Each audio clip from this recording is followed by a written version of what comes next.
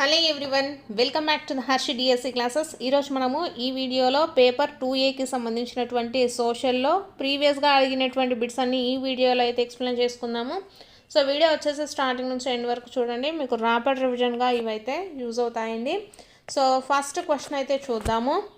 ఇవ్వబడిన ప్రదేశాలను వాటి ఉనికి ఆధారంగా దక్షిణము నుంచి ఉత్తరానికి అమర్చండి అనేసి ఇచ్చారండి. సో ఏమండి, ఇక్కడ ఫస్ట్ దక్షిణం నుండి అడిగారు కాబట్టి ఫస్ట్ సువర్ణగిరి, ఉజ్జయిని, తక్షశిల అండి. సో కరెక్ట్ ఆన్సర్ వచ్చేసి ఆప్షన్ 1. నెక్స్ట్ క్వశ్చన్ చూద్దామండి. సరి అయిన సమాధానాన్ని గుర్తించండి అనేసి ఇచ్చారు. ఫస్ట్ది ఆంధ్రప్రదేశ్ పంచాయతీరాజ్ చట్టము 1994 గ్రామీణ ప్రాంతాలలో 3 అంచెల స్థానిక స్వపరిపాలనను ఏర్పాటు చేసింది అనేసి ఇచ్చారండి. సో కరెక్టే కదండి. ఆంధ్రప్రదేశ్ పంచాయతీరాజ్ చట్టం ఎప్పుడు ఏర్పడింది? 1994లో అండి. అప్పుడు మనకు 3 అంచెల స్థానిక స్వపరిపాలన వ్యవస్థ ఏర్పాటు చేయబడింది. అంటే గ్రామ పంచాయతీ, మండలాధ్యక్ష పరిషత్తు, జిల్లా పరిషత్తు, ఈ 3 అంచెల్లో మనకు ఉండేది. కాబట్టి ఇది కరెక్ట్. నెక్స్ట్ 1959 సంవత్సరంలో స్థానిక స్వపరిపాలనను అమలు చేసిన మొదటి రాష్ట్రము ఏది అంటే ఏమి ఇచ్చారండి మనకు? ఇక్కడ ఆంధ్రప్రదేశ్ అనేసి ఇచ్చారు. సో మొదటి రాష్ట్రం ఏదండి మనకు? రాజస్థాన్ అండి. మొదటి రాష్ట్రం ఏది? రాజస్థాన్. సో కాబట్టి ఇది మనకు తప్పు. ఓన్లీ ఏ మాత్రమే కరెక్ట్ అండి. నెక్స్ట్ క్వశ్చన్ కూడా మనకు జతపరచండి అనేసి ఇచ్చారండి. ఇక్కడ భూమికి కవల గ్రహంగా దేన్ని పిలుస్తామండి? మనము శుక్రుడిని పిలుస్తాం. నెక్స్ట్ సూర్యునికి 3వ సమీప గ్రహము ఏదండి? భూమి. అతి చిన్న గ్రహము ఏదండి? బుధుడు. సో కరెక్ట్ ఆన్సర్ ఏమవుతుంది? ఆప్షన్ 3 అండి. నెక్స్ట్ క్వశ్చన్ జతపరచండి అనేసి ఇచ్చారండి. జలావరణము, శిలావరణము, జీవావరణము, వాతావరణము, వీటికి సంబంధించి ఫస్ట్ జలావరణం చూద్దాము. జలావరణానికి సంబంధించి ఏంటిదండి? జల భూభాగాలు. శిలావరణంలో ఏమేమి ఉంటాయి? భూమి యొక్క ఘన బాహ్య పొర శిలావరణం అండి. జీవావరణం అంటే మనకు ఏముంటాయండి? దీంట్లో అన్ని రకాల జీవులు ఉండడం జరుగుతుంది. వాతావరణం అంటే గాలి పొర అండి. జలావరణం వచ్చేసి జల భూభాగాలు, శిలావరణం భూమి యొక్క ఘన బాహ్య పొర అండి. అలాగే జీవావరణం వచ్చేసి అన్ని రకాల జీవులు, వాతావరణం వచ్చేసి గాలి పొర. సో కరెక్ట్ ఆన్సర్ ఏమవుతుందండి? ఆప్షన్ 3. నెక్స్ట్ క్వశ్చన్ సతీ సహగమనము నిషేధించబడిన సంవత్సరం అడిగారు. సో ఏ సంవత్సరం అండి? 1829. సతీ సహగమనాన్ని నిషేధించబడిన సంవత్సరం 1829. నెక్స్ట్ క్వశ్చన్ తెలంగాణ రాష్ట్రంతో సరిహద్దు పంచుకోని రాష్ట్రాలు ఏవి అనేసి ఇచ్చారండి. సో ఏవండి? మధ్యప్రదేశ్, ఒడిస్సా. ఆప్షన్ 4 కరెక్ట్ అండి. తెలంగాణతో వచ్చేసి మనకు కర్ణాటక, మహారాష్ట్ర, ఆంధ్రప్రదేశ్, ఛత్తీస్గఢ్ ఇవన్నీ కూడా మనకు సరిహద్దును పంచుకుంటాయండి. పంచుకొని వచ్చేసి మధ్యప్రదేశ్, ఒడిస్సా. నెక్స్ట్ క్వశ్చన్ అండి. ఇవ్వబడిన సముద్రాలను వాటి పరిమాణం ఆధారంగా చిన్నది నుంచి పెద్దది వరకు అమర్చాలంట.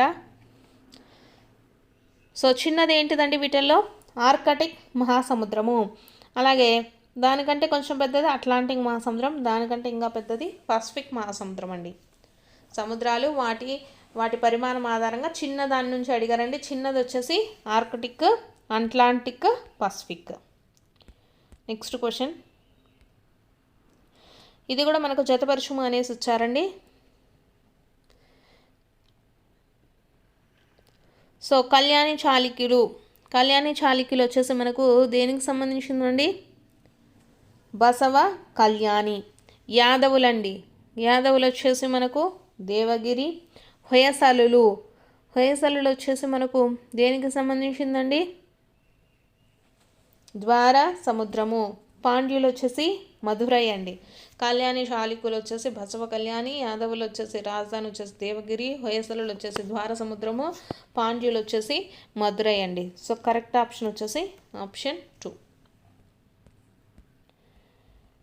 నెక్స్ట్ క్వశ్చను, ఖండాలకు పశ్చిమ వైపున 15 డిగ్రీల నుంచి 30 డిగ్రీల ఉత్తర దక్షిణ అంశాల మధ్య విస్తరించి ఉన్న శీతోష్ణ స్థితి ప్రాంతాలు ఏవి అనేసి ఇచ్చారండి. ఏ శీతోష్ణ స్థితి ప్రాంతాలు ఉన్నాయండి? ఇక్కడ మనకు ఎడారి ప్రాంతాలు ఉన్నాయి. ఖండాలకు పశ్చిమ వైపున అండి 15 డిగ్రీల నుంచి 30 డిగ్రీల ఉత్తర దక్షిణ అంశాల మధ్య మనకు ఏమున్నాయండి? ఎడారి ప్రాంతాలు. నెక్స్ట్ అండి, విజయనగర సామ్రాజ్యానికి సంబంధించి సరి అయిన సమాధానాన్ని ఎంచుకోండి అనేసి ఇచ్చారు. సో మనకు ఈ విజయనగర సామ్రాజ్యం వచ్చేసి 1936లో స్థాపించడం జరిగింది. అలాగే ఇది సంగమ వంశము. ఈ సామ్రాజ్యాన్ని పాలించినటువంటి మొదటి రాజవంశం అండి. విజయనగర సామ్రాజ్యాన్ని పాలించినటువంటి మొదటి రాజవంశం ఏది? సంగమ వంశము. విజయనగర రాజధాని ఏంటిదండి? హంపి. సో ఇది కూడా కరెక్టే. సో ఆప్షన్ 2 కరెక్ట్ అండి. నెక్స్ట్, కాకతీయుల రాజులలో గొప్పవాడిగా పేరు పొందినటువంటి గణపతి దేవుడు ఇతని తర్వాత అధికారంలోనికి వచ్చారు. సో ఎవరి తర్వాత అండి? మహాదేవుడి తర్వాత అండి. కాకతీయుల రాజులలో మహాదేవుని తర్వాత గణపతి దేవుడు వచ్చేసి అధికారంలోకి రావడం జరిగింది. నెక్స్ట్ క్వశ్చన్, భూమధ్య రేఖకు ఇరువైపులా 10 డిగ్రీలు 20 డిగ్రీల ఉత్తర దక్షిణ అక్షాంశాల మధ్య విస్తరించి ఉన్న శీతోష్ణ స్థితి ప్రాంతాలకు గల పేరు ఏంటిది అనేసి ఇచ్చారండి. సో ఏమంటారండి? ఇక్కడ విస్తరించి ఉన్నటువంటి ప్రాంతాలను సవర్ణాలు అంటామండి. సవర్ణాలు. నెక్స్ట్ క్వశ్చన్, క్రింద ఇవ్వబడిన వాటిలో సరి అయిన సమాధానాన్ని గుర్తించండి అనేసి ఇచ్చారండి. సో లిథోస్పియర్ అనే పదంలో లిథో మరియు స్పైరా అనే 2 గ్రీకు పదాల కలయిక. సో కరెక్టా కాదా అండి? ఇది కరెక్టే. అలాగే ఇక్కడ బయోస్పియర్ అనే పదము బయోస్ మరియు స్పేరా అనే 2 గ్రీకు పదాల కలయిక అండి. So only A and C మాత్రమే కరెక్ట్. లిథోస్పియర్ అంటే లిథో మరియు స్పైరా అనేటటువంటి 2 గ్రీకు పదాల కలయిక అండి. బయోస్పియర్ అంటే బయోస్ మరియు స్పైరా అనే 2 గ్రీక్ పదాల కలయిక. సో ఆప్షన్ 1 కరెక్ట్ అండి. నెక్స్ట్ క్వశ్చన్, అక్బర్ అధికారాన్ని వ్యతిరేకించినటువంటి చాంద్ బీబీ ఈ ప్రాంతానికి చెందినవారు. సో ఏ ప్రాంతానికండి? అహ్మద్ నగర్ అండి. చాంద్ బీబీ వచ్చేసి ఏ ప్రాంతానికి చెందినవారు? అహ్మద్ నగర్. నెక్స్ట్ క్వశ్చన్, క్రింది వాటిని చదివి సరి అయిన సమాధానాన్ని కనుగొనండి అనేసి ఇచ్చారండి. మోటార్ వాహనాలు నడపడానికి కనీస వయోపరిమితి 18 సంవత్సరాలు అనేసి ఇచ్చారు. అలాగే రవాణా వాహనాలు నడపడానికి కనీస వయోపరిమితి 25 సంవత్సరాలు అనేసి ఇచ్చారు. సో కరెక్ట్ ఆన్సర్ ఏంటిదండి? ఈ 2 కూడా కరెక్టే. So A and B correct అండి. మోటార్ వాహనాలు నడపడానికి కనీస వయోపరిమితి ఎంత? 18 సంవత్సరాలండి. అలాగే రవాణా వాహనాలు నడపడానికి వచ్చేసి ఎంత అండి వయోపరిమితి? 25 సంవత్సరాలు.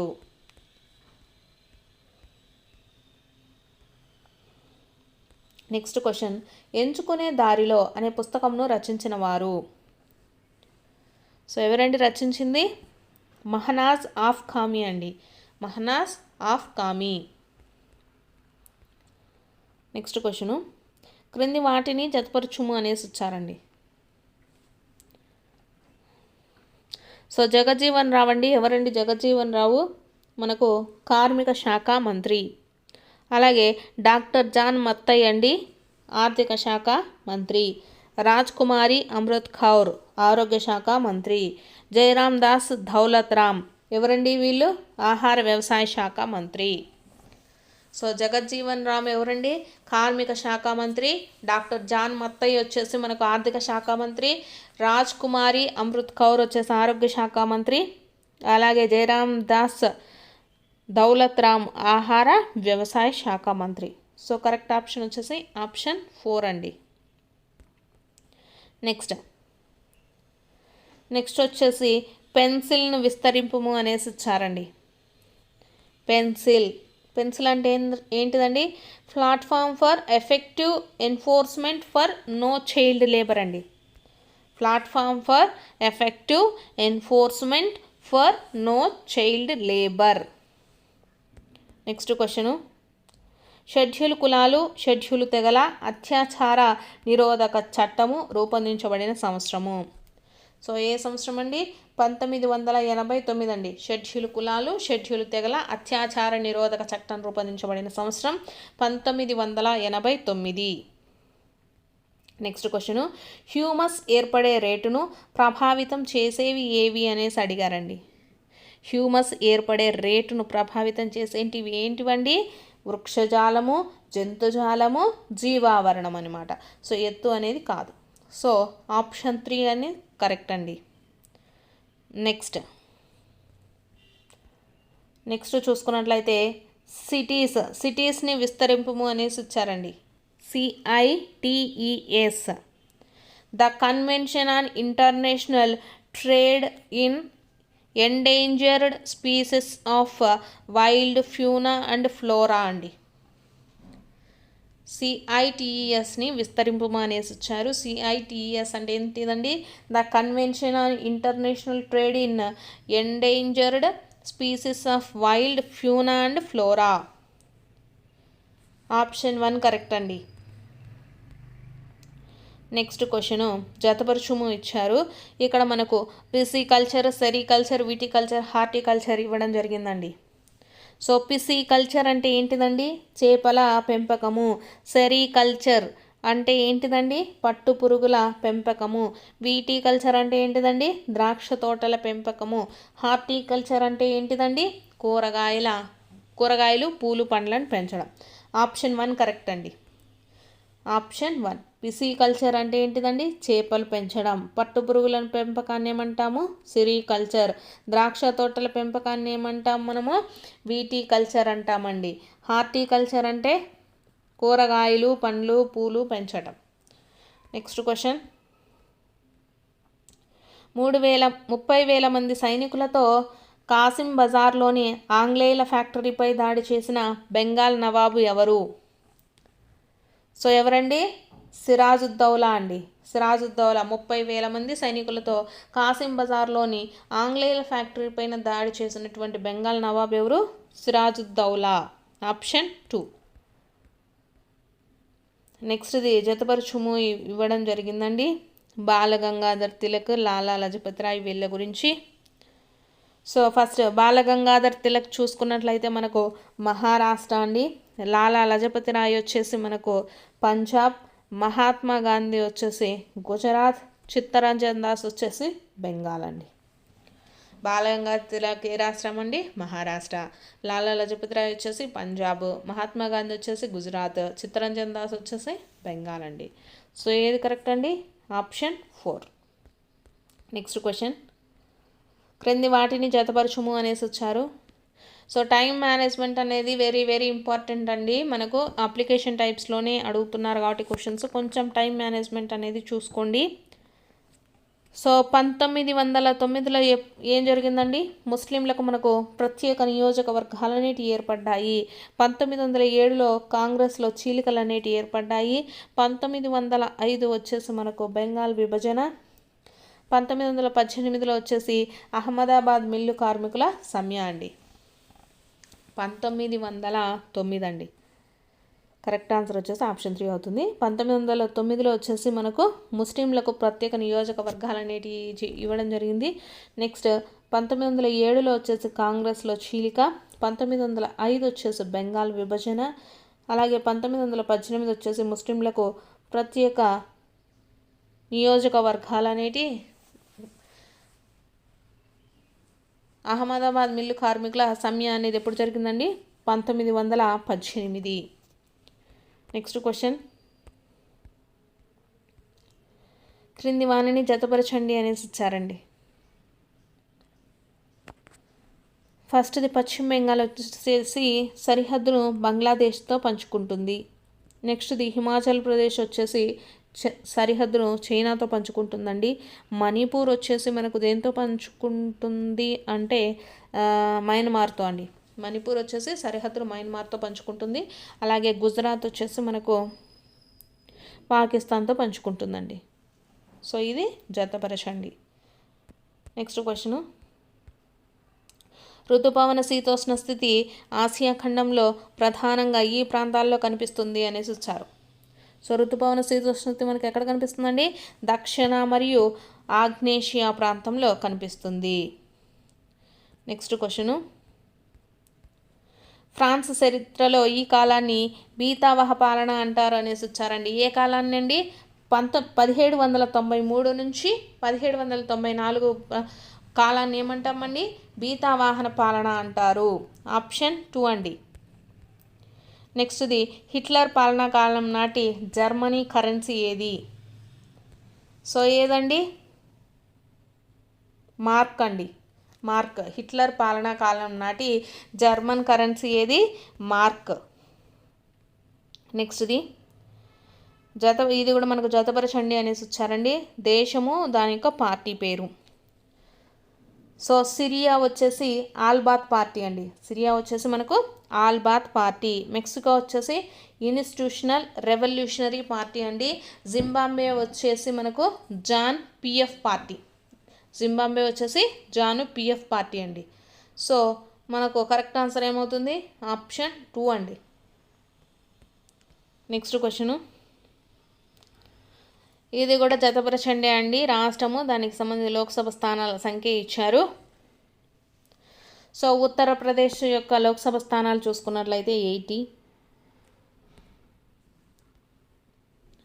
నెక్స్ట్ మహారాష్ట్ర యొక్క లోక్సభ స్థానాలు చూసుకున్నట్లయితే 48. పశ్చిమ బెంగాల్ వచ్చేసి మనకు 42 అండి. బీహార్ వచ్చేసి 40 అండి. ఉత్తరప్రదేశ్ రాష్ట్రానికి సంబంధించి లోక్సభ స్థానాలు ఎన్నండి? 80. మహారాష్ట్రకు వచ్చేసి 40, అలాగే పశ్చిమ బెంగాల్కి వచ్చేసి 42, బీహార్కి వచ్చేసి 40 అండి. నెక్స్ట్, ఏలూరు జిల్లాతో సరిహద్దు పంచుకోని జిల్లా ఏది? సో ఏ జిల్లా అండి? డాక్టర్ బిఆర్ అంబేద్కర్ కోనసీమ అండి. ఏలూరు వచ్చేసి మనకు ఎక్కడ దగ్గరగా ఉంటుందంటే కృష్ణాకి, ఎన్టీఆర్కి, అలాగే అల్లూరి సీతారామరాజు, ఈ 3 జిల్లాలకు కూడా దగ్గరగానే ఉంటుంది. సో సరిహద్దు పంచుకోనిది ఏదండి? Doctor BR Ambedkar Konaseema. Next question చూద్దాము. సరికాని జతను గుర్తించండి అనేసి ఇచ్చారండి. సో ఫస్ట్ చూసుకున్నట్లయితే అమరసింహుడు. అమరసింహుడు ఎవరండి? నిఘంటుకర్త. ఘటకర్షకుడు వచ్చేసి సంస్కృత కవి. బేతాళ భట్టు ఎవరు అండి? మంత్రశాస్త్ర కోవిదుడు. శంకు ఎవరండి? శంకు వచ్చేసి మనకు వాస్తు శిల్పి అండి. శంకు ఎవరు అంటే వాస్తు శిల్పి. అలాగే ఖగోళ శాస్త్రవేత్త ఎవరు అంటే ఎవరండి? వరాహ మిహిరుడు. సో మనకు ఇక్కడ రాంగ్గా ఇచ్చింది ఏదండి? ఆప్షన్ 4 అండి. శంకు వచ్చేసి ఖగోళ శాస్త్రవేత్త అనేసి వచ్చారు, ఇది రాంగ్ అనమాట. శంకు వచ్చేసి మనకు వాస్తు శిల్పి, ఖగోళ శాస్త్రవేత్త ఎవరంటే వరాహ మిహిరుడు. సో ఆప్షన్ 4 వచ్చేసి కరెక్ట్ ఆన్సర్ అండి. నెక్స్ట్ క్వశ్చన్, పార్లమెంటరీ వ్యవస్థకు సంబంధించి సరి అయిన వాక్యాన్ని గుర్తించండి అనేసి ఇచ్చారండి. ఆప్షన్స్ ఇచ్చారు. ఏ వచ్చేసి ఈ వ్యవస్థలో శాసన నిర్మాణ శాఖ నుండి కార్యనిర్వహణ శాఖ ఏర్పడదు అనేసి ఇచ్చారు. ఆప్షన్ 2, ఈ వ్యవస్థలో శాసన నిర్మాణ శాఖ నుండి కార్యనిర్వహణ శాఖ ఏర్పడుతుంది. ఆప్షన్ సి, కార్యనిర్వహణ శాఖ శాసన నిర్మాణ శాఖకు బాధ్యత వహిస్తుంది. నెక్స్ట్ డి వచ్చేసి కార్యనిర్వహణ శాఖ శాసన నిర్మాణ శాఖకు బాధ్యత వహించదు అనేసి ఇచ్చారు. సో పార్లమెంటరీ వ్యవస్థకి సంబంధించి సరి అయిన వాక్యం అండి. సో ఏవండి సరి అయినవి? మనకు పార్లమెంటరీ వ్యవస్థలో చూసుకున్నట్లయితే శాసన నిర్మాణ శాఖ నుండి కార్యనిర్వహణ శాఖ అనేది ఏర్పడుతుందండి. అలాగే మనకు కార్యనిర్వహణ శాఖ నుండి శాసన నిర్మాణ శాఖకు బాధ్యత వహిస్తుంది. కార్యనిర్వహణ శాఖ ఏం చేస్తుంది? శాసన నిర్మాణ శాఖకు బాధ్యత వహిస్తుంది. సో బి అండ్ సి, ఈ 2 ఆప్షన్స్ కూడా కరెక్ట్ అండి. నెక్స్ట్ క్వశ్చన్ చూద్దాము. సరి అయిన వాక్యాలను జతపరచండి అనేసి ఇచ్చారండి. ఋగ్వేదము, అథర్వణ వేదము, అరణ్యకాలు, బ్రాహ్మణాలు అనేసి ఇచ్చారు.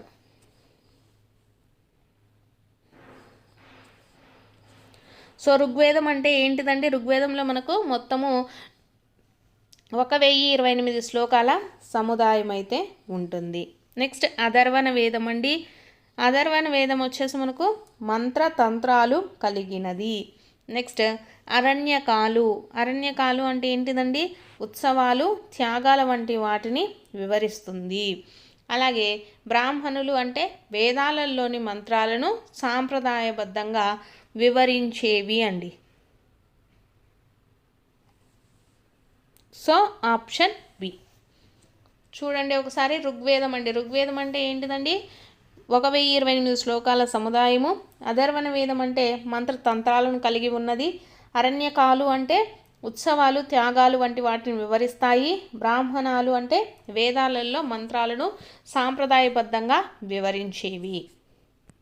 నెక్స్ట్ చూసుకున్నట్లయితే ఇది ప్రభుత్వ రంగ ఉద్యోగాలలో అందరికీ సమాన అవకాశాలను కల్పిస్తుంది అనేసి ఇచ్చారండి. సో ఏ ఆర్టికల్ అండి? ఆర్టికల్ 16 అండి. ఆర్టికల్ 16 ప్రకారము ప్రభుత్వ రంగ ఉద్యోగాలలో అందరికీ సమాన అవకాశాలను కల్పిస్తుంది. నెక్స్ట్ క్వశ్చన్, 2011 జనాభా లెక్కల ప్రకారము ఆంధ్రప్రదేశ్ జనసాంద్రతకు సంబంధించి మొదటి 2 స్థానాలలో గల జిల్లాలు ఏవి అనేసి ఇచ్చారండి. సో ఏవండి? కృష్ణా, పశ్చిమ గోదావరి. కృష్ణా, పశ్చిమ గోదావరి అండి. నెక్స్ట్ క్వశ్చన్, విజయనగర సామ్రాజ్య చరిత్రలో రెండవ శ్రీకృష్ణదేవరాయలుగా కీర్తి గడించిన వారు ఎవరు? సో ఎవరండి? వెంకటపతి రాయలు టు అరవీటి వంశం అండి. Option 3 correct. విజయనగర సామ్రాజ్య చరిత్రలో రెండవ శ్రీకృష్ణదేవరాయలుగా కీర్తి గడించింది ఎవరండి? వెంకటపతి రాయలు టు అరవీటి వంశానికి చెందినటువంటి వారు. Option 3 correct. నెక్స్ట్ క్వశ్చన్ చూసుకున్నట్లయితే కాకతీయుల కాలంలోకి వెలుగులోకి వచ్చిన అప్పన్నం, ఉపకృతి అనేవి ఏంటివి అనేసి ఇచ్చారండి. సో అప్పన్నం, ఉపకృతి అనేవి ఏంటివండి? ఇవి పన్నులు. So option 4 correct. నెక్స్ట్ది విక్రమాంక దేవచరిత్ర గ్రంథకర్త బిల్హనుడు ఈ రాజవంశానికి చెందినవాడు ఎవరు అనేసి ఇచ్చారు. సో ఏ రాజవంశం అండి ఇతంది?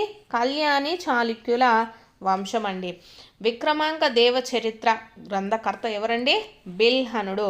సో బిల్హనుడు వచ్చేసి మనకు ఏ రాజవంశానికి చెందినటువంటి వారు? కళ్యాణి చాళుక్యులు అండి. కళ్యాణి చాళుక్యులు. ఆప్షన్ 2. నెక్స్ట్ క్వశ్చను, పటాల తయారీకి మొదటిసారిగా అక్షాంశ, రేఖాంశ భావనలను అన్వయించిన వారు ఎవరు? సో ఎవరండి అన్వయించింది? గ్రీకులండి. పటాల తయారీకి మొదటిసారిగా అక్షాంశ, రేఖాంశ భావనలను అన్వయించింది ఎవరు? గ్రీకులు. ఆప్షన్ 2 కరెక్ట్ అండి. నెక్స్ట్ క్వశ్చన్, క్రింది వాటిని జతపరచండి అనేసి ఇచ్చారండి. చట్టాలకు సంబంధించి అడవుల చట్టము, అడవుల పండగ ఇవన్నీ ఇవ్వడం జరిగింది. సో ఫస్ట్ది చూసుకున్నట్లయితే అడవుల చట్టం వచ్చేసి ఎప్పుడండి చేసింది మనకు? 1894. అడవుల పండగ వచ్చేసి మనకు ఎప్పుడండి? 1950లో. అలాగే వన సంరక్షణ చట్టం చేసింది ఎప్పుడు? సో ఎప్పుడండి? 1980. అటవీ హక్కుల చట్టం చేసింది ఎప్పుడండి? 2006. సో మనకు చట్టాలకు సంబంధించిన క్వశ్చన్ అనేది అడుగుతారు, గుర్తుపెట్టుకోండి. అడవుల చట్టం వచ్చేసి 1894, అడవుల పండగ వచ్చేసి 1950, వన సంరక్షణ చట్టం 1980, అలాగే అటవీ హక్కుల చట్టం వచ్చేసి 2006. సో కరెక్ట్ ఆప్షన్ వచ్చేసి ఆప్షన్ 2. నెక్స్ట్ క్వశ్చన్, దశకుమార చరిత్ర దండిన్ ఆంధ్రదేశ కుమార చరిత్ర ఎవరు అనేసి ఇచ్చారండి. సో ఎవరండి? కేతన. ఆప్షన్ 3 కరెక్ట్ అండి. దశకుమార చరిత్ర దండిన్, అలాగే ఆంధ్రదేశ కుమార చరిత్ర ఎవరు? కేతన అండి. ఆప్షన్ 3. నెక్స్ట్ క్వశ్చన్ అండి, భూమి లోపల నుండి పైకి పొడుచుకు వచ్చిన శ్వాసవేర్లు కలిగిన చెట్లు ఈ అడవులలో కనిపిస్తాయి. సో ఏ అడవుల్లో కనిపిస్తాయండి ఇలాంటివి? ఎక్కువగా మనకు మడ అడవుల ప్రాంతాలలో కనిపిస్తాయండి.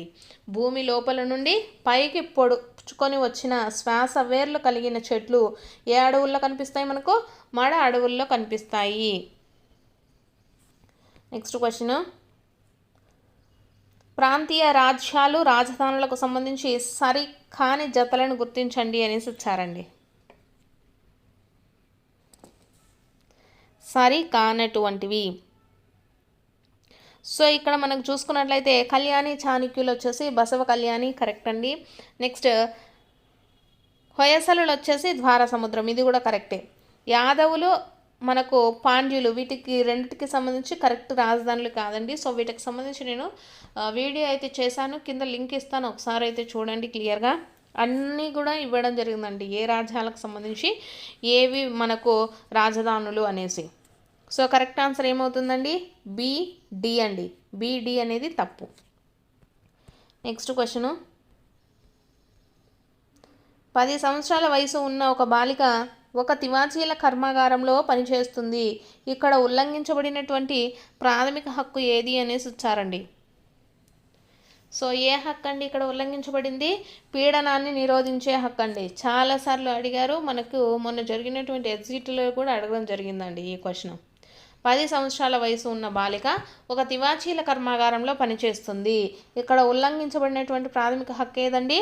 పీడనాన్ని నిరోధించేటటువంటి హక్కు అండి. ఆప్షన్ 4. నెక్స్ట్ క్వశ్చన్, రోసా పార్క్స్ నిరసన అమెరికాలో ఈ చట్టానికి దారితీసింది అనేసి ఇచ్చారండి. రోసా పార్క్స్ నిరసన వచ్చేసి మనకు ఏ చట్టం అండి? పౌర హక్కుల చట్టము 1964 అయితే దారి తీయడం జరిగింది. ఆప్షన్ 3.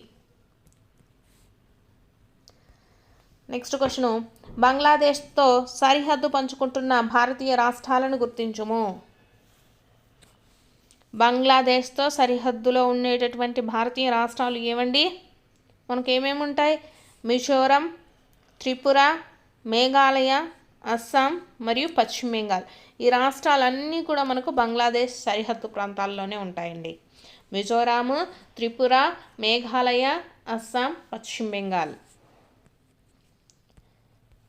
నెక్స్ట్ క్వశ్చన్, 2011 జనాభా లెక్కల ప్రకారము జనాభా పరిమాణాన్ని బట్టి క్రింది దేశాలను ఆరోహణ క్రమంలో అమర్చండి అనేసి ఇచ్చారండి. సో ఫస్ట్ వన్ వచ్చేసి ఏదండి? First one Indonesia, second one వచ్చేసి USA, నెక్స్ట్ థర్డ్ వన్ వచ్చేసి ఇండియా అండి, ఫోర్త్ వన్ వచ్చేసి చైనా అండి. 2011 జనాభా లెక్కల ప్రకారము జనాభా పరిమాణాన్ని బట్టి ఆరోహణ క్రమంలో అమర్చినట్లయితే ఫస్ట్ ప్లేస్లో ఏది ఉంటుందంటే మనకు ఇండోనేషియా అండి, నెక్స్ట్ వచ్చేసి USA, తర్వాత ఇండియా, తర్వాత చైనా అండి. నెక్స్ట్ క్వశ్చన్, క్రింది వాక్యాన్ని చదివి అందుగల మృత్తికా సంరక్షణ పద్ధతిని గుర్తించుము అనేసి ఇచ్చారండి. కొండవాలుకు సమాంతరంగా కాంటూర్లను త్రవ్వడము ద్వారా వాలు వైపుగా నీరు ప్రవహించకుండా సహజ అవరోధంగా ఉపయోగపడుతుంది. సో ఇటువంటి వ్యవసాయాన్ని మనము ఏమని పిలుస్తారండి?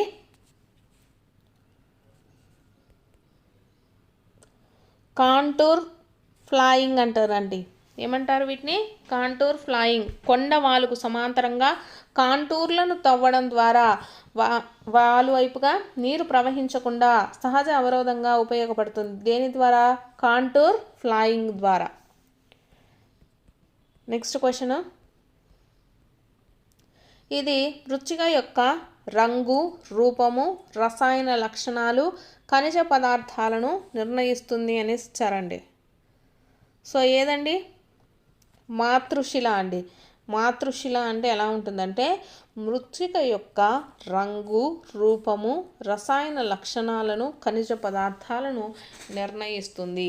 సో ఆప్షన్ 4 కరెక్ట్ అండి. నెక్స్ట్ క్వశ్చన్, ఈ సంవత్సరంలో వారన్ హేస్టింగ్ భారతదేశానికి తొలి గవర్నర్ జనరల్ అయ్యాడు. ఏ సంవత్సరంలో అండి? 1773లో అండి. 1773లో వారన్ హేస్టింగ్ వచ్చేసి భారతదేశానికి తొలి గవర్నర్ జనరల్ అయ్యారు. ఆప్షన్ 3. నెక్స్ట్ క్వశ్చను, 1856ల ఈ గవర్నర్ జనరల్ బహదూర్ షా జాఫర్ మొఘలు రాజులలో చివరివాడని, అతని మరణానంతరము అతని వారసులు ఎవరిని రాజులుగా గుర్తించడం జరగదని, వారిని కేవలం యువరాజులుగా మాత్రమే పిలవడం జరుగుతుందని ప్రకటించాడు అనేసి ఇచ్చారు. సో ఏ గవర్నర్ జనరల్ అండి? కానింగ్ అండి. కానింగ్ వచ్చేసి 1856ల గవర్నర్ జనరల్ అనమాట. సో ఇతను వచ్చేసి ఇక్కడ మొఘల్ రాజులలో చివరివాడని, అతని మరణానంతరం కూడా వాళ్ళను వారసులుగా మాత్రమే, వాళ్ళకు యువరాజులుగా మాత్రమే ఇవ్వడం జరిగిందండి. వారసులుగా వాళ్ళను తీసివేయడం జరిగిందనమాట. సో ఎవరండి ఆ టైంలో గవర్నర్ జనరల్? కానింగ్ అండి. ఆప్షన్ 4. నెక్స్ట్ క్వశ్చన్ అండి, జేమ్స్ మిల్క్ సంబంధించి సరియైన సమాధానంను గుర్తించుము అనేసి ఇచ్చారండి.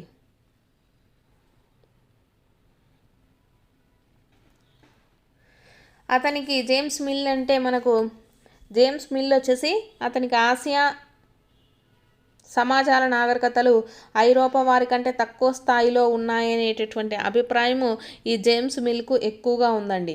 కాబట్టి ఆప్షన్ ఏ కరెక్ట్. అలాగే బ్రిటిష్ వారు భారతదేశానికి రాకముందు హిందూ ముస్లిం నియంతలు భారతదేశాన్ని పరిపాలించారని అతని యొక్క అభిప్రాయము. ఇది కూడా కరెక్టే. అలాగే భారతదేశ చరిత్రను హిందూ ముస్లిం బ్రిటిష్ యుగాలుగా వర్గీకరించాడండి. ఎవరు? James Mill. సో జేమ్స్ మిల్కి సంబంధించి ఈ 3 కూడా కరెక్టేనండి.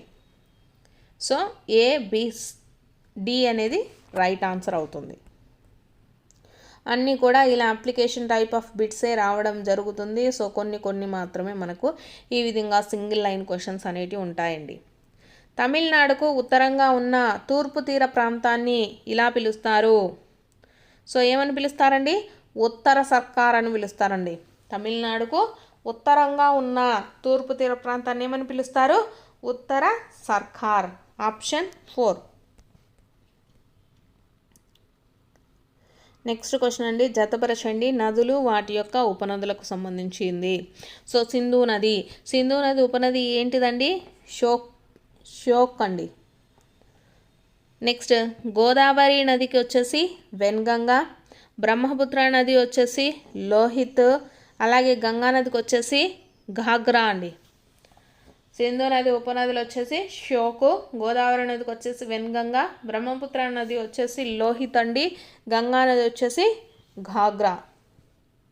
నెక్స్ట్ క్వశ్చన్,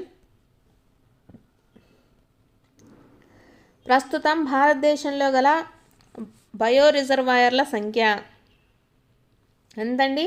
18 అండి. ప్రస్తుతం భారతదేశంలో ఎన్ని బయో రిజర్వాయర్లు ఉన్నాయి? 18. నెక్స్ట్ క్వశ్చను, భారతదేశ జనాభా శాతాన్ని మినహాయించగా ప్రపంచ జనాభా శాతం ఎంత అనేసి ఇచ్చారండి. సో ఎంత శాతం? 82.5% అండి. 82.5%. నెక్స్ట్, కోల్ఖోజ్ అనగా అనేసి ఇచ్చారండి. కోల్ఖోజ్ అంటే ఏంటిదండి? ఉమ్మడి క్షేత్రము. ఆప్షన్ 1. నెక్స్ట్ క్వశ్చను, ఫ్రెంచ్ విప్లవానికి ప్రధాన కారణం ఏది? సో ఫ్రెంచ్ విప్లవానికి ప్రధాన కారణం ఏంటిదండి? సామాజిక అసమానతలు. ఆప్షన్ 1.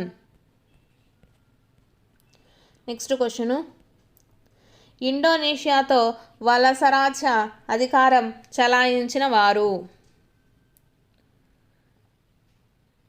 సో ఎవరండి చలాయించింది? డచ్ వారండి. ఇండోనేషియాతో వలసరాజ్య అధికారాన్ని చలాయించిన వారు ఎవరు? డచ్ వారు. ఆప్షన్ 3. నెక్స్ట్ క్వశ్చన్, ఎనేబులింగ్ చట్టం గురించి సరియైన వాక్యాలను గుర్తించండి అనేసి ఇచ్చారండి.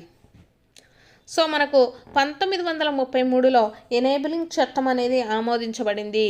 ఇది కరెక్టు. ఇది హిట్లర్కు అన్ని అధికారాలను అందించింది. ఇది కూడా కరెక్టేనండి. So only A and C మాత్రమే కరెక్ట్. ఎనేబులింగ్ చట్టం అండి, ఎప్పుడు చేశారు ఎనేబులింగ్ చట్టము? 1933. ఇది కూడా వెరీ వెరీ ఇంపార్టెంట్. అలాగే ఈ ఎనేబులింగ్ చట్టం ద్వారా ఏమైందండి? హిట్లర్కు అన్ని అధికారాలను అందించింది. సో ఏ అండ్ సి మాత్రమే కరెక్ట్ అండి.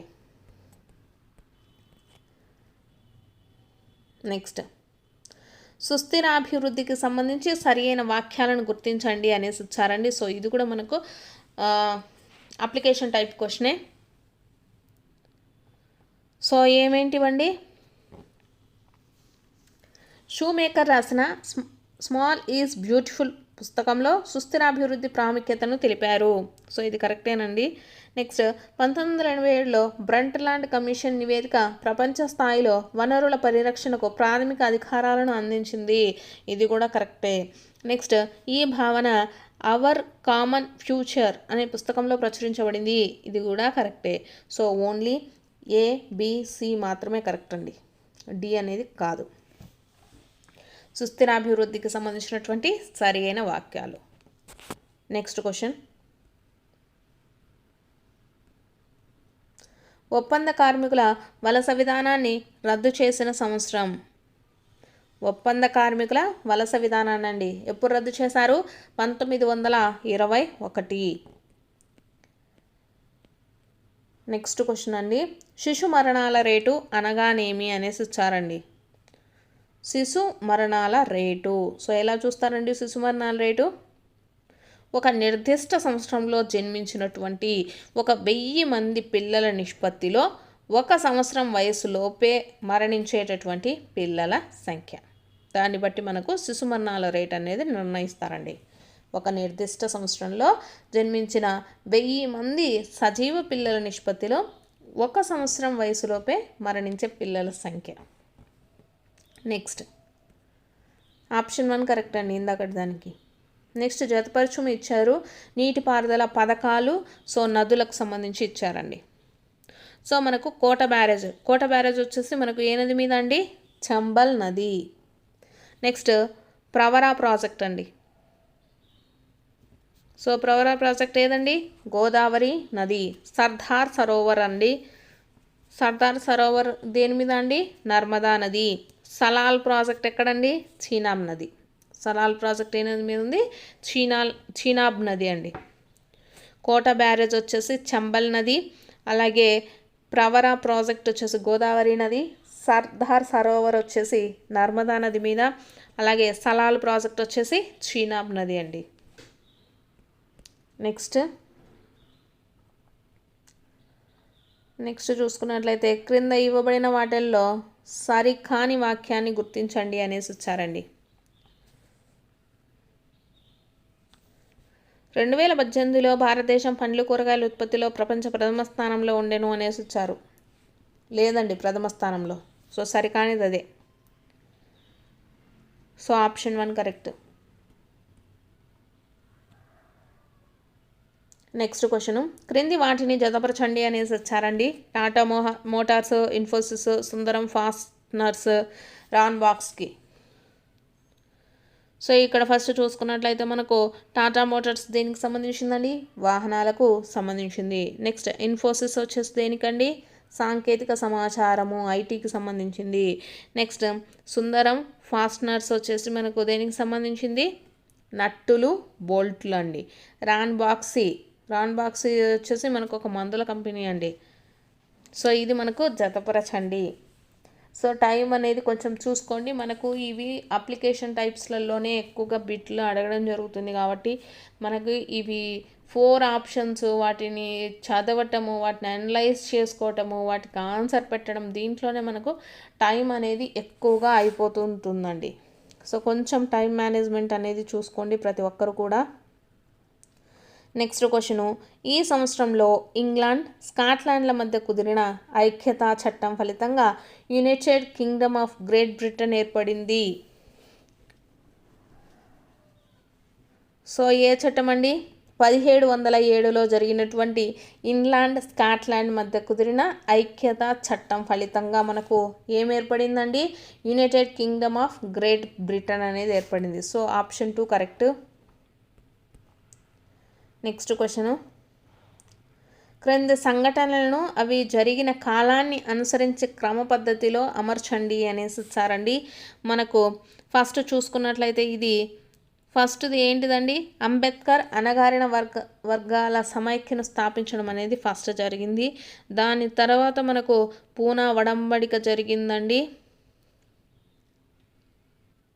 కాదండి, గాంధీ ఇర్విన్ ఒప్పందం అనేది ఏర్పడింది. సో ఫస్ట్ వచ్చేసి మనకు అంబేద్కర్ అణగారిన ఒప్పంద వర్గాల సమైక్యను స్థాపించడము. నెక్స్ట్ అది గాంధీ ఇర్విన్ ఒప్పందం అండి సెకండ్ది. తర్వాత మనకు పూనా వడంబడిక అనేది జరిగింది. So option 3 correct. Next question, Belgium దేశంలోని సర్దుబాటు తత్వానికి సంబంధించి సరి అయిన వాక్యాలను గుర్తించండి అనేసి ఇచ్చారు. బెల్జియం దేశంలో మనకు సర్దుబాటు తత్వం వచ్చేసి ఏర్పడింది కదా. సో దానికి సంబంధించి సరి అయిన వాక్యాలు ఏవండి? ఓన్లీ బి అండ్ సి మాత్రమే అండి. బెల్జియం రాజధాని బ్రసెల్స్కు ప్రత్యేక ప్రభుత్వం ఉంది. అలాగే కేంద్ర రాష్ట్ర ప్రభుత్వాలే కాకుండా మూడవ రకమైన ప్రభుత్వం ఉంది. ఇది ఏంటిదంటే సమూహ ప్రభుత్వం.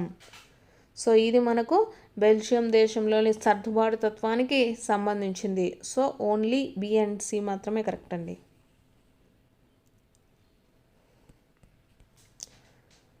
నెక్స్ట్ క్వశ్చను, యూపీఏ ప్రభుత్వము 2007వ సంవత్సరంలో కేంద్ర రాష్ట్ర సంబంధాల అధ్యయనం కోసము ఒక కమిషన్ను ఏర్పాటు చేసిందండి. సో దీనికి చైర్మన్గా వ్యవహరించిన వారు ఎవరు? సో ఎవరండి? మదన్ మోహన్ పూంచి అండి. మదన్ మోహన్ పూంచి, ఆప్షన్ 4. నెక్స్ట్ది, దేవరాయటు సాహిత్య రచన మహానాటక సుధానిధి ఈ భాషలో వ్రాయబడింది. దేవరాయటు సాహిత్య రచన అయినటువంటి మహానాటక సుధానిధి అండి. సో ఏ భాషలో రాయబడింది? ఇది మనకు సంస్కృతంలో రాయబడింది. నెక్స్ట్, సేలంలో లభించే ఇనుప ఖనిజము ఈ రకానికి చెందింది అనేసి అడిగారండి. సేలంలో లభించే ఇనుప ఖనిజం వచ్చేసి దేనికండి? మ్యాగ్నటైట్ అండి. Magnetite, option 1. క్రింది వాటిలో హోమోనిడ్ల లక్షణం కానిది ఏది అనేసి ఇచ్చారండి. హోమోనిడ్లు, సో వారికి చేతులు సులువుగా ఉండేవి కావు అనేసి ఇచ్చారు. సో ఇది రాంగ్ అండి. సో వీళ్ళ గురించి చూసుకున్నట్లయితే వీళ్ళ యొక్క లక్షణాలు ఏంటివండి? వారికి పెద్ద మెదడు కలదు, వారు నిలువుగా నిలబడి 2 కాళ్ళ మీద నడిచేవారు. అలాగే హోమోనిడ్స్ని 2 వర్గాలుగా విభజించవచ్చు. నెక్స్ట్ క్వశ్చన్ అండి, నవకల్పల లాభ సిద్ధాంతాన్ని అభివృద్ధి చేసిన వారు? నవకల్పనల లాభ సిద్ధాంతం అండి ఎవరు చేసింది? జోసెఫ్ షంపీటర్ అండి. నెక్స్ట్, ఆర్థిక అభివృద్ధి అంటే కేవలం ఆర్థిక సంక్షోభంలో పెరుగుదల అని పేర్కొన్నవారు?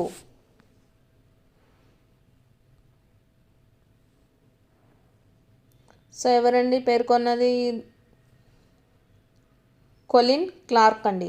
Colin Clark. ఆర్థికాభివృద్ధి అంటే కేవలం ఆర్థిక సంక్షోభంలో పెరుగుదల అని పేర్కొన్నవారు ఎవరు అంటే కొలిన్ క్లార్క్, ఆప్షన్ 2. నెక్స్ట్ వచ్చేసి మెథడాలజీకి సంబంధించిన క్వశ్చన్స్ అండి. క్రింది వాటిలో సరిగ్గా జతపరిచిన దానిని గుర్తించండి. సో దీంట్లో సరిగ్గా జతపరచబడింది ఓన్లీ బి మాత్రమే అండి. చారిత్రక, భౌగోళిక, సాంఘిక విషయాల అంతర సంబంధాల అధ్యయనమే సాంఘిక శాస్త్రము అని చెప్పింది ఎవరండి? James Hemmings. So option B correct. Next question చూసుకున్నట్లయితే మాధ్యమిక స్థాయిలో సాంఘిక శాస్త్ర బోధన ఉద్దేశాలకు సంబంధించి సరి అయిన దానిని గుర్తించండి అనేసి ఇచ్చారు.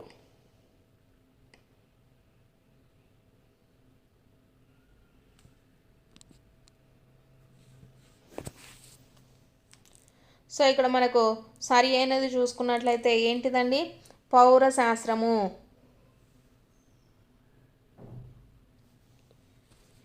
సో పౌరశాస్త్రం అంటే ఏంటిదండి, రాజకీయ వ్యవస్థల పనితీరు, నిర్మాణము, అవగాహన చేసుకోవటము, అది మాత్రమే కరెక్ట్.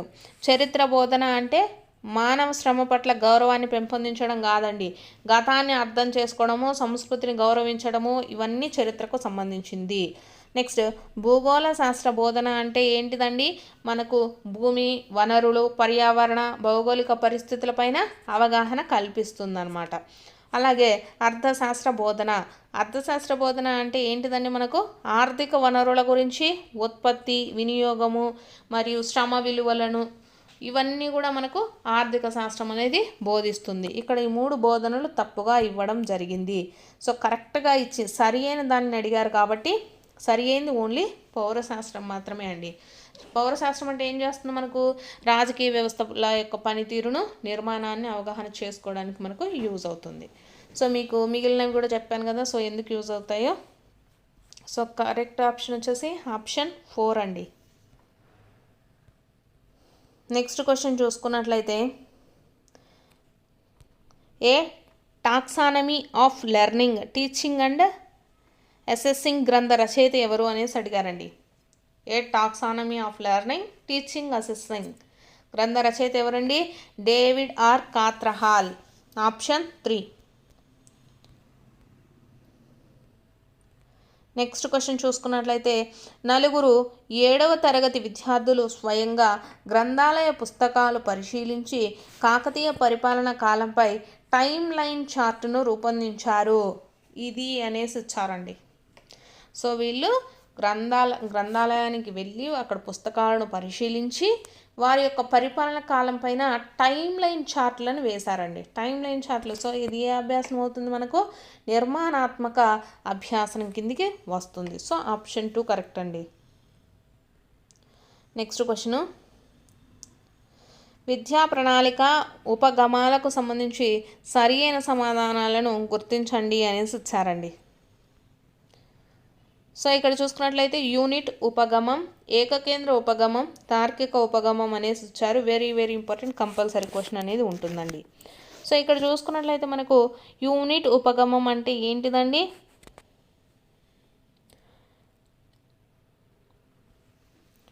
యూనిట్ ఉపగమం వచ్చేసి మనకు గెస్టాల్ట్ వాదం. ఏకకేంద్ర ఉపగమం అంటే అర్థం ఏంటిదండి, మనోవైజ్ఞానిక సూత్రాలకు సంబంధించింది. తార్కిక ఉపగమం అంటే ఏంటిదండి, తెలిసిన విషయాల నుండి తెలియని వాటికి, దాన్ని తార్కిక ఉపగమం అంటారండి. యూనిట్ ఉపగమం వచ్చేసి గెస్టాల్ట్ వాదానికి సంబంధించింది. అలాగే ఏకకేంద్ర ఉపగమం వచ్చేసి మనోవైజ్ఞానిక సూత్రాలకి. అలాగే తార్కిక ఉపగమం అంటే తెలిసిన విషయాల నుండి తెలియని వాటికి. నెక్స్ట్ క్వశ్చను, పునఃపథక తయారీ, పునఃబోధన ఈ బోధనా పద్ధతిలో గల భాగము అనేసి ఇచ్చారండి. సో ఇవన్నీ మనకు ఏ బోధనలో ఉంటాయండి, సూక్ష్మ బోధనలో ఉంటాయి. సూక్ష్మ బోధనలో మనకి ఏముంటాయి, పునఃపథక తయారీ అలాగే పునఃబోధన ఉంటాయండి. నెక్స్ట్ క్వశ్చన్ అండి, ఎర్గాడ్డేల్ అనుభవ శంకు గురించి సరి అయిన సమాధానాన్ని గుర్తించండి అనేసి ఇచ్చారండి. మనకు ఎర్గాడ్డేల్ అనుభవ శంకులో ఏముంటాయండి, శంకువు పీఠ భాగంలో మనకు ప్రత్యక్ష అనుభవాలు ఉంటాయి. అలాగే కొన్ని సందర్భాలలో పట్టీలు ఒకదానిపై ఒకటి అతిపాతం చెంది ఉంటాయి. సో ఇది కూడా కరెక్టేనండి. సో ఏ బి రెండు కూడా కరెక్టే ఎర్గాడ్డేల్ అనుభవ శంకుకు సంబంధించి. నెక్స్ట్ క్వశ్చను, వివిధ మానవ జాతుల విస్తరణను గుర్తించుటకు ఉపయోగించే పటము ఏది అనేసి ఇచ్చారండి. సో ఏ పటం అండి, ఎథినోగ్రాఫికల్ పటం అండి. ఎథినోగ్రాఫికల్ భూపటము. So option 2 correct. వివిధ మానవ జాతుల విస్తరణను గుర్తించుటకు ఉపయోగించే పటం ఏదండి, ఎథినోగ్రాఫికల్ భూపటము. నెక్స్ట్ది, న్యాయ విచారణ పద్ధతికి సంబంధించి సరి అయిన సమాధానాన్ని గుర్తించండి అనేసి ఇచ్చారండి. సో దీంట్లో ఫస్ట్ది ఏముంటుందండి, ఫస్ట్ సమస్యల గురించి అవగాహన. 1వ దశలో ఫస్ట్ ఏముంటుందండి, సమస్యల గురించి అవగాహన, అసలు ఫస్ట్ సమస్య ఏంటి అని తెలుసుకోవటము. నెక్స్ట్ వచ్చేసి ముఖ్యాంశాల వర్గీకరణ అండి. 2వ దశ ఏంటి, ముఖ్య అంశాల వర్గీకరణ. 3వ దశలో వచ్చేసి మనకు సత్యాలతో సమన్వయం చేయటము. నెక్స్ట్ 4వ దశ వచ్చేసి ఉల్లంఘించిన విలువల గుర్తింపండి. సో ఏమవుతుందండి కరెక్ట్ ఆన్సర్ ఇక్కడ ఆప్షన్ 2 అండి. ఫస్ట్ దశ ఏంటి, న్యాయ విచారణ పద్ధతిలో సమస్యలను గుర్తించి అవగాహన చేసుకోవడము, తర్వాత ముఖ్యాంశాల వర్గీకరణ, తర్వాత సమస్యలతో సమన్వయము, నెక్స్ట్ వచ్చేసి ఉల్లంఘించిన విలువల గుర్తింపు. నెక్స్ట్ క్వశ్చన్, మాక్ పార్లమెంట్ నిర్వహించడం అనున్నది ఈ రకమైన బోధనా పద్ధతి అనేసి ఇచ్చారులండి. సో ఏ పద్ధతి అండి, అది సిమ్యులేషన్ పద్ధతి అండి. మాక్ పార్లమెంటు నిర్వహించడం అనేది సిమ్యులేషన్ పద్ధతి. నెక్స్ట్ది, స్మృతికి ఎక్కువగా ప్రాధాన్యతనిచ్చే మూల్యాంకన సాధనం ఏది? సో ఏదండి, వ్యాసరూప ప్రశ్నలండి. స్మృతికి ఎక్కువగా ప్రాధాన్యతనిచ్చే మూల్యాంకనం ఏంటిది, వ్యాసరూప ప్రశ్నల పరీక్ష. నెక్స్ట్ అండి, ఒక ఉపాధ్యాయుడు 80 మార్కుల సంగ్రహణాత్మక మూల్యాంకన ప్రశ్నపత్రంలో విషయ అవగాహనకు 40% భారత్వాన్ని కేటాయించాడు. ఇక్కడ ఇవ్వవలసిన మార్కులు ఎన్ని అనేసి ఇచ్చారండి. 80 మార్క్స్లో మనకు 40% భారత్వం ఇచ్చారు అంటే 40% అంటే ఎన్ని మార్కులు వస్తాయండి, మనకు 32 మార్కులు వస్తాయి. సో ఆప్షన్ 4 వచ్చేసి కరెక్ట్ అండి. సో ఇవి వచ్చేసి మనకు సోషల్కి సంబంధించినటువంటి ప్రాక్టీస్ బిట్స్. మీకు కనుక వీడియో నచ్చినట్లయితే తప్పకుండా లైక్ చేయండి, అలాగే సబ్స్క్రైబ్ కూడా చేసుకోండి.